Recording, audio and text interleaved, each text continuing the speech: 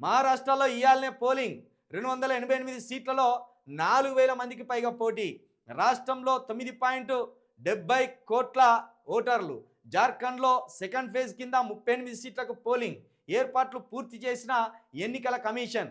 Polling పూర్తయ్యాక exit polls వెల్లడి. ఎన్నికల రాష్ట్రాల్లో 1000 కోట్ల సీజ్. 1000 కోట్లలో ఇక 500-600 కోట్లు మన తెలంగాణ రాష్ట్రం నుండే మన గుంపు మేస్త్రి గారు తీసుకుపోయి అటు జార్ఖండ్ కావచ్చు ఇటు మహారాష్ట్రలో కావచ్చు పెట్టుబడి పెడతాడు. ఎందుకంటే అధిష్టానాన్ని తృప్తిపరచాలి కాబట్టి ఆ డబ్బులు అటు పంపినట్టు సమాచారం ఉన్నది. ఇక మహారాష్ట్రలో కావచ్చు ఇక్కడ జార్ఖండ్లో కావచ్చు కాంగ్రెస్ గెలుస్తుందా బీజేపీ గెలుస్తుందా అక్కడున్న ప్రాంతీయ పార్టీలు గెలుస్తుందా? ఆ గెలుపు తర్వాత తెలంగాణ రాష్ట్ర రాజకీయాల పరిణామాలు ఎట్లా ఉండబోతున్నాయి అనేది మాత్రం తెలుస్తుంది.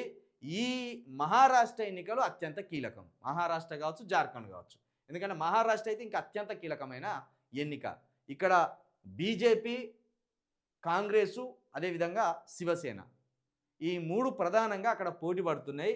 మరి లాస్ట్ టైం శివసేన వచ్చింది. శివసేనను పడగొట్టి బీజేపీ అక్కడ తమ వ్యక్తిని ఏదో ఏక్నాథ్ షిండేను సృష్టించి శివసేనలోనే ఆ పార్టీ అధికారాన్ని కోల్పోయేటట్టు మళ్ళా బీజేపీ ఫేవర్గా ఉండే వ్యక్తిని అక్కడ ముఖ్యమంత్రిని చేసిండు.